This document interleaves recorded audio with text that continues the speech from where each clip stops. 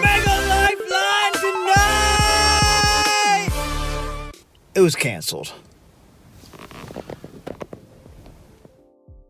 So instead, I'm going to give you a few thoughts on reading. One of the things that I've noticed over the years in youth ministry is that the leaders who I look at who continue to be effective over the long haul seem to be the leaders who continue to grow over the long haul. And the leaders who continue to grow over the long haul, one of the things that sets them apart is they continually are reading and growing and learning from books that they read. So pretty much all my life, as somebody who's a pastor, who's in leadership circles, I've been told that leaders are readers and readers are leaders. And I've said that to so many people. If you've been under part of one of my teams, I've probably told that to you because I really believed it. Well, something happened about 3 years ago in my life that accelerated the number of books that I was reading in a massive way, and that is I found this thing called Audible. Audible, if you don't know, it's audiobooks you can just listen to from your phone, bam. So now, all of a sudden, that opened a door. Now I could read while I was driving by listening. I could read while I was riding my bike by listening. I could read while I was running by listening. I could read while I was doing almost anything else that didn't require my mind to be fully concentrated, you know? And so it was...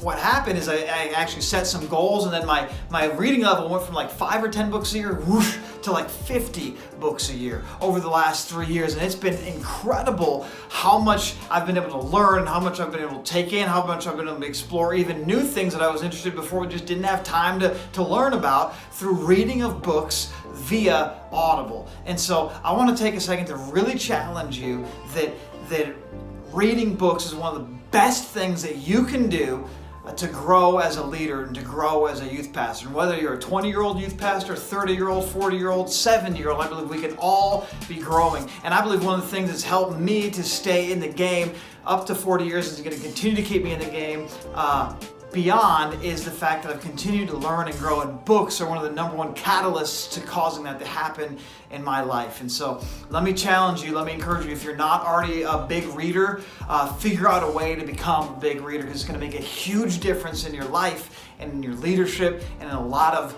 different ways. Every leader who I meet, who I look up to and who I respect, what I find out about them is that they are essentially like a voracious reader. All the leaders I look up to, they've read all the books that I've read plus more. And so I'm like, man, how do I become that kind of a leader? Well, maybe part of the key is reading those kind of books and reading lots of books. I believe this is an easy thing to integrate into your life as long as you're intentional about it, and it will make you a better leader and a better pastor. Figure out what works for you, but then I would challenge you, set a goal maybe this year to double the number of books you've been reading in the past, and I think you'll find that it was completely worth the investment of your time. I've often heard it said that the difference between who you are now and who you're going to be 5 years from now is the people that you hang with, that you're closest to, and the books that you're going to read. And I was like, if that's true, I need to make sure I'm reading some really good books that are going to challenge me, that are going to make me a better leader, that are going to make me a better dad, that are going to make me a better pastor. And I would encourage you that I kind of agree with that. And the books that I've read over the years and over the last 3 years have made a huge difference in my life. And so I want to challenge you to become a voracious reader. This is huge, and yes, it costs money to buy a bunch of books, but there's this thing called a library if you don't have a lot of money, or even if you don't have a lot of money, I think it's one of the best investments of money that you could possibly make.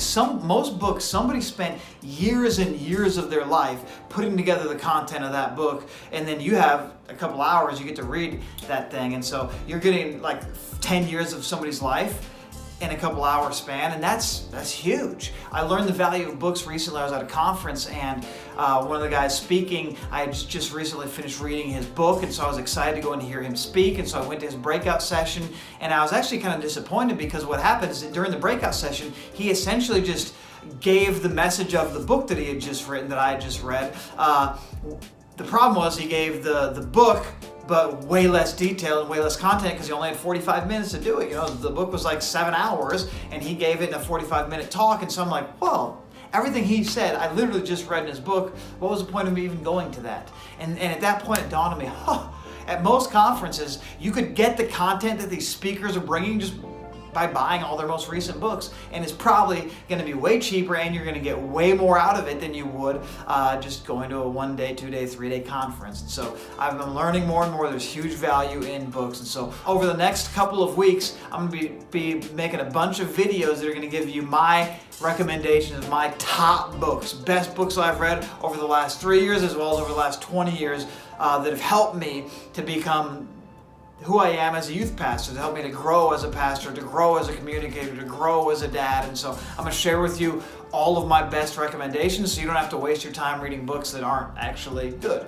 And so hopefully this will be helpful for you guys. Stay tuned. Coming soon, I'll be sharing a whole bunch of variety of books, but that's all going to be in the future videos. For today, I would just say figure out a way to build into your life a pattern and a habit of reading more than you currently do. I think you would be glad that you did.